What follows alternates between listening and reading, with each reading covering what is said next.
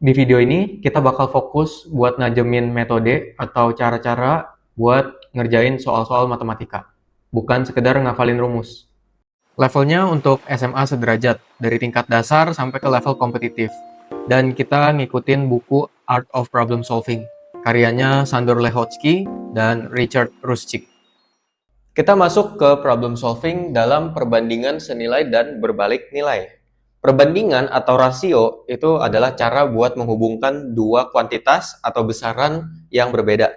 Contoh misalnya kita punya 5 apel harganya 39.000. Di sini kita lihat hubungan antara jumlah apel dengan harganya. Dan kita tahu secara logika, kalau misalnya apelnya jumlahnya semakin banyak, maka harganya juga semakin tinggi. Di sini biasanya kita tulis dalam pecahan. Jadi apel per harganya sama dengan 5 per 39.000. Kalau misalnya kita ubah jumlah apelnya jadi sekian, maka nanti kita bisa dapat harganya berapa. Ini hubungannya karena apel semakin besar, harganya juga akan semakin besar, maka ini disebut perbandingan senilai. Jadi A berbanding lurus dengan B, itu artinya pecahan atau rasio dari A dan B itu selalu konstan, selalu berupa angka yang nggak pernah berubah nilainya.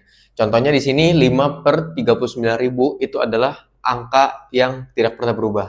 Nah, perbandingan atau rasio itu nggak selalu ditulis pakai pecahan kayak gini. Ada notasi lain juga, yaitu pakai tanda titik 2. Contohnya misalnya dari sebelumnya, kita bisa tulis kayak begini juga. Perbandingan apel dengan harga itu 5 banding 39.000. Contoh lain misalnya di dalam sebuah tempat parkir, kita tahu kalau perbandingan antara jumlah mobil dan motornya itu 3 banding 4. Artinya dalam setiap 7 kendaraan, 3-nya itu pasti mobil dan 4-nya itu pasti motor. Atau dengan kata lain, jumlah mobil yang ada di tempat parkirnya itu 3 per 7 dari total kendaraan yang ada. Dan juga jumlah motor yang ada itu 4 per 7 dari total kendaraan yang ada.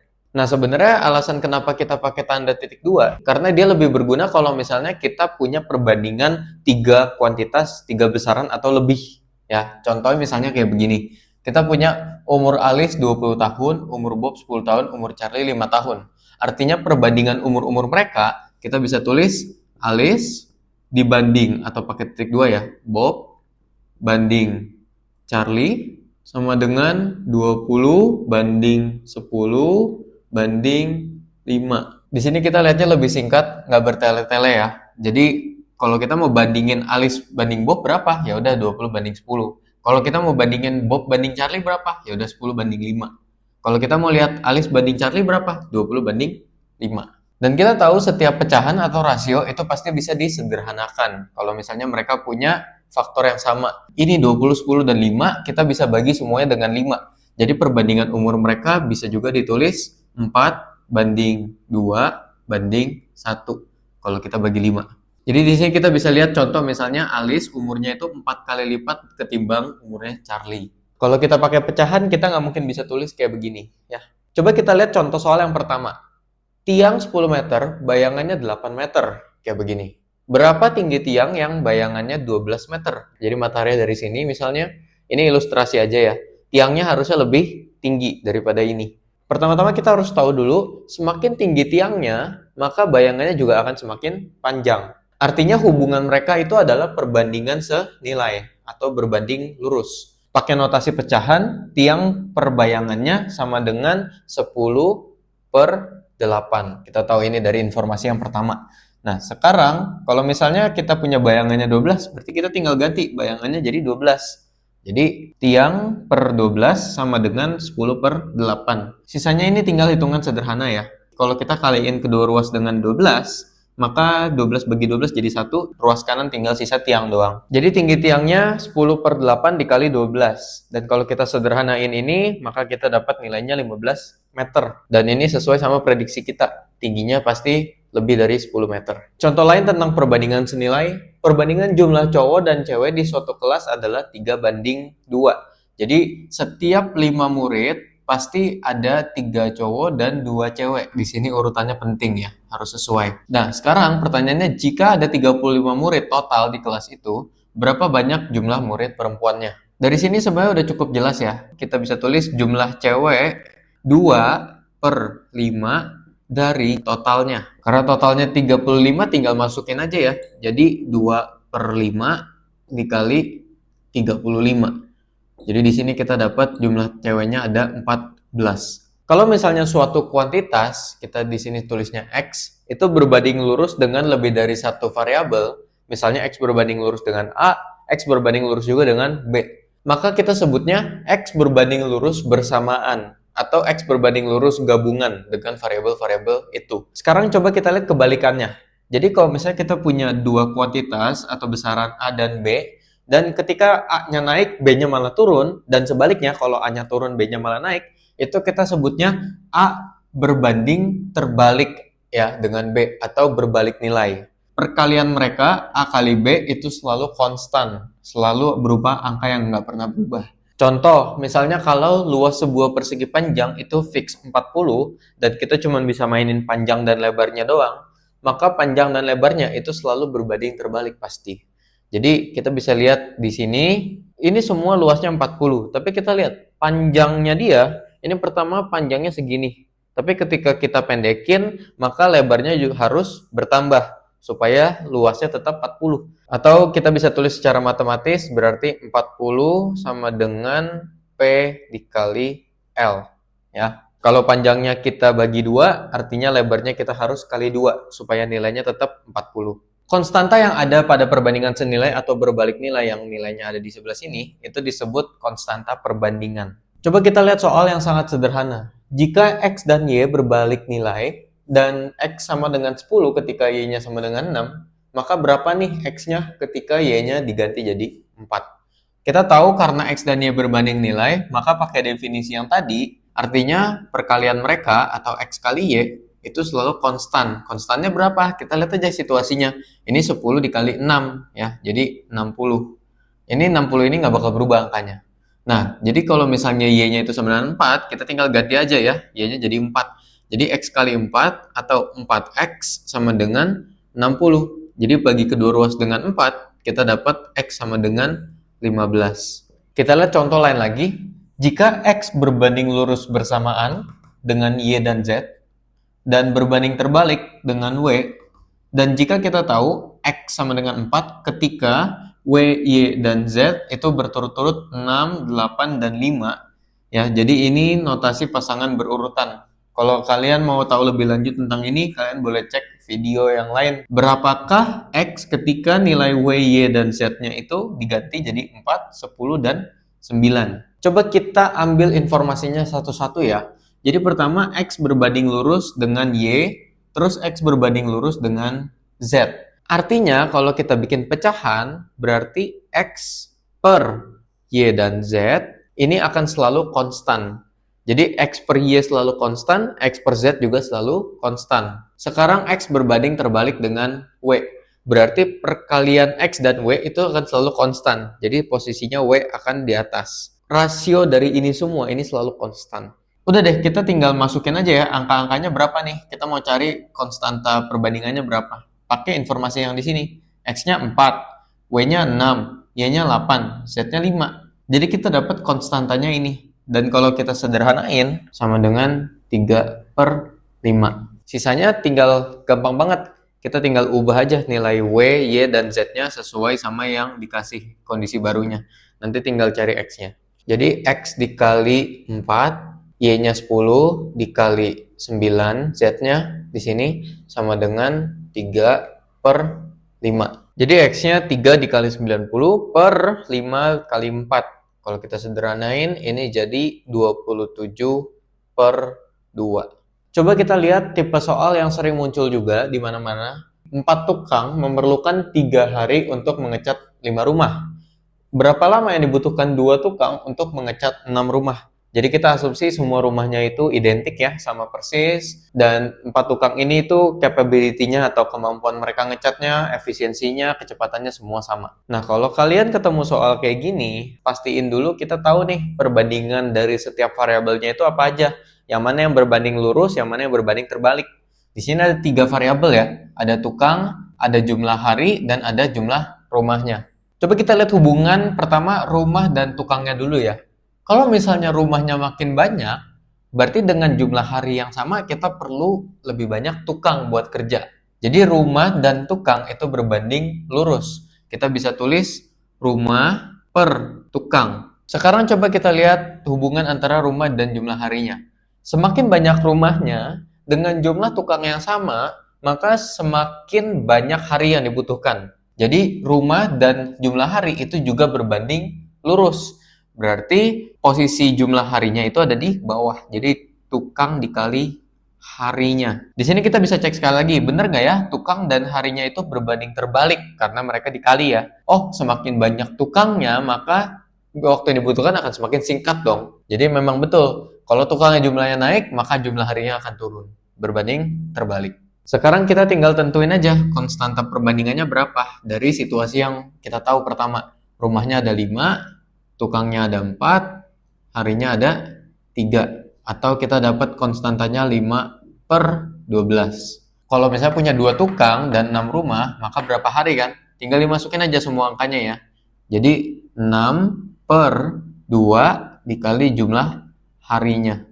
Itu sama dengan 5 per 12. Atau ini sama aja 36 per 5 hari. Sekitar 7 hari lebih. Coba kita sekarang lihat soal yang lebih bikin pusing sedikit ya. Bayangin sekarang itu jam 4 pas. Berapa menit lagi sampai jarum panjang dan jarum pendeknya itu berada di posisi yang nempel ya atau sama persis. Jadi benar-benar nyentuh kayak gini. Kalau misalnya kalian mikir jawabannya 20 menit, maka itu agak salah. Soalnya bayangin setelah 20 menit, jarum panjangnya kan akan ke angka 4 ini. Tapi permasalahannya jarum pendek ini juga akan bergerak. Dia akan bergerak mendekati si angka 5-nya. Kan dari 4 ke 5 itu perlu waktu 1 jam atau 60 menit. Berarti kalau misalnya udah lewat 20 menit, berarti dia akan lewat 20 per 60 atau sepertiganya. Jadi ini belum benar-benar pas ya. Jawabannya pasti lebih dari 20 menit. Coba kita misalin menit yang lewat dari sekarang yaitu jam 4 tepat sampai pas jam ketika jarum-jarumnya tuh nempel ya sama persis. Itu misalkan X. Sekarang strateginya kita bikin posisi jarum panjangnya sama dengan posisi jarum pendeknya. Coba kita fokus ke jarum panjangnya dulu ya, berarti jarum menitnya. Nah, kita kan pengen supaya jarum panjangnya ini jalan terus sampai dia ketemu jarum pendeknya. Dan itu perlu waktu X menit sesuai sama yang kita tulis di sini nih. Nah, sekarang coba kita fokus ke jarum yang pendek, berarti jarum jamnya. Oke.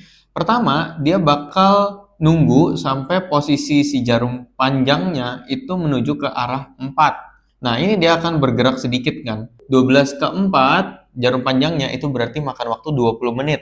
Artinya jarum pendeknya ini butuh waktu 20 menit buat sampai posisi yang kayak begini. Nah, sekarang coba kita fokus proses dari jarum panjangnya itu tepat di 4 sampai dia posisinya ngejar jarum pendeknya ya. Jadi dari 4 ke 5, jarum pendeknya ini perlu waktu 1 jam atau 60 menit. Kalau misalnya X menit udah lewat, berarti si jarum pendek ini lewat sebanyak X per 60 dari 4 ke 5. Kalau misalnya kita mau setarain satuannya berarti ke dalam menit ya. Kalau kita ubah ke dalam menit, dari 4 ke 5 itu memerlukan waktu 5 menit buat jarum panjangnya supaya bergerak.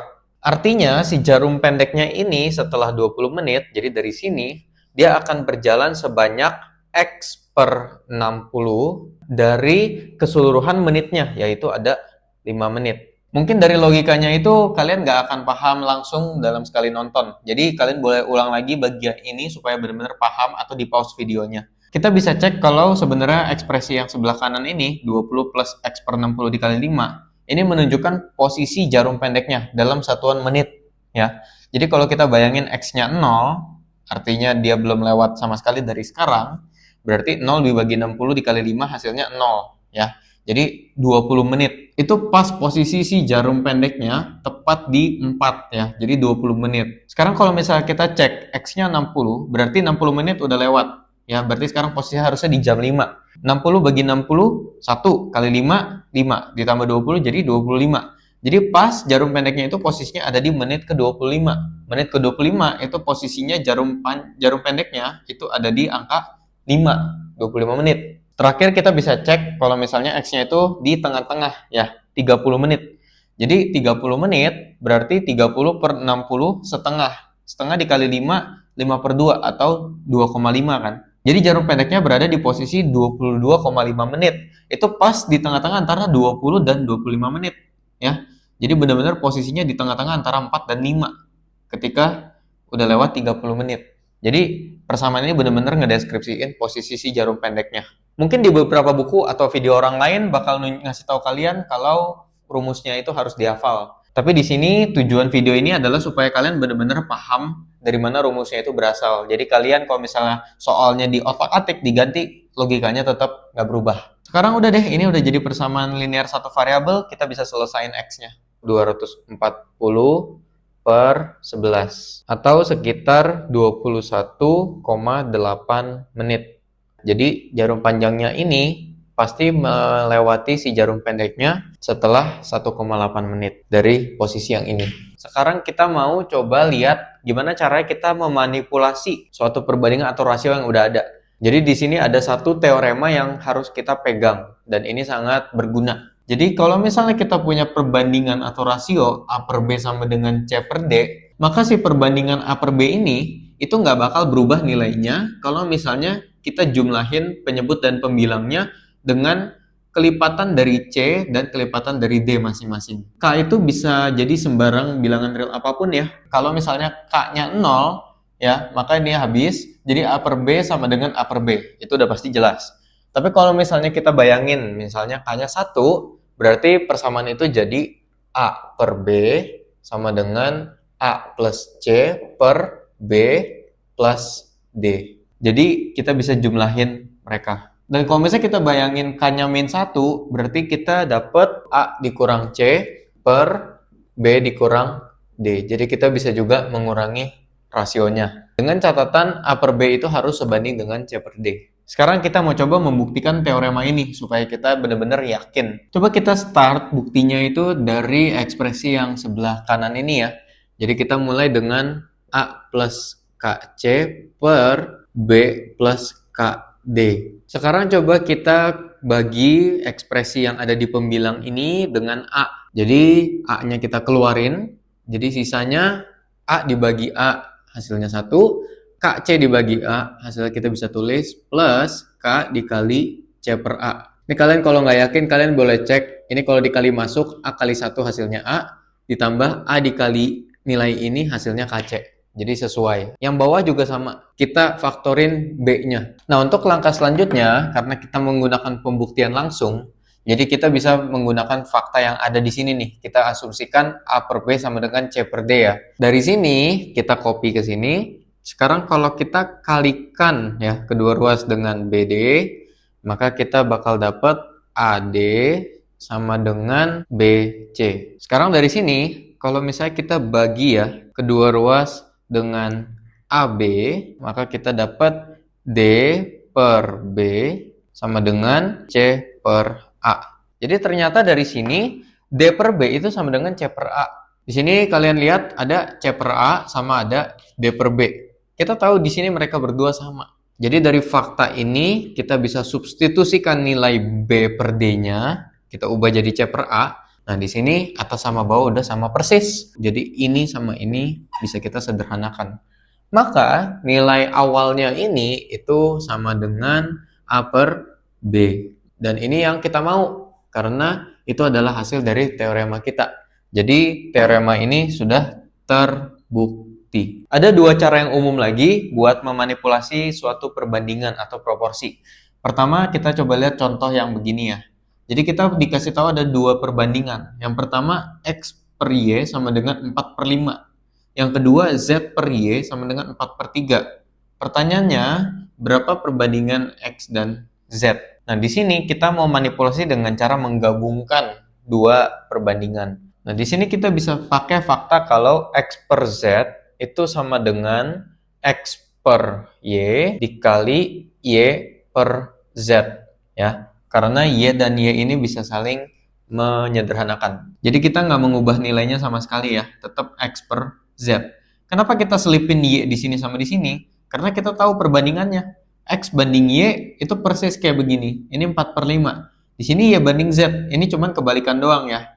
Z per Y itu 4 per 3. Berarti Y per Z kita tinggal balik. Jadi 3 per 4 ya. Jadi kita tinggal masukin aja semua informasinya di sini.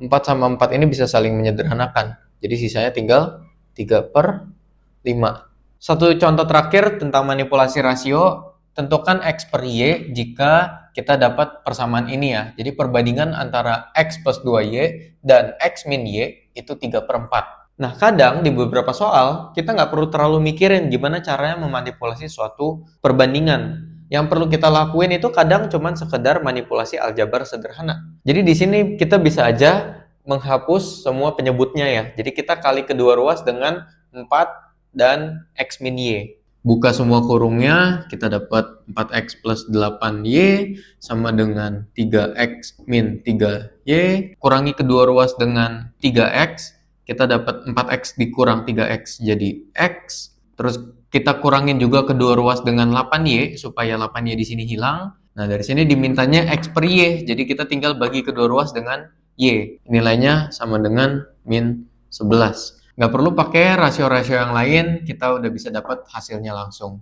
Pakai aljabar sederhana. Buat oleh-oleh, kalian boleh ngerjain beberapa latihan tentang perbandingan ya.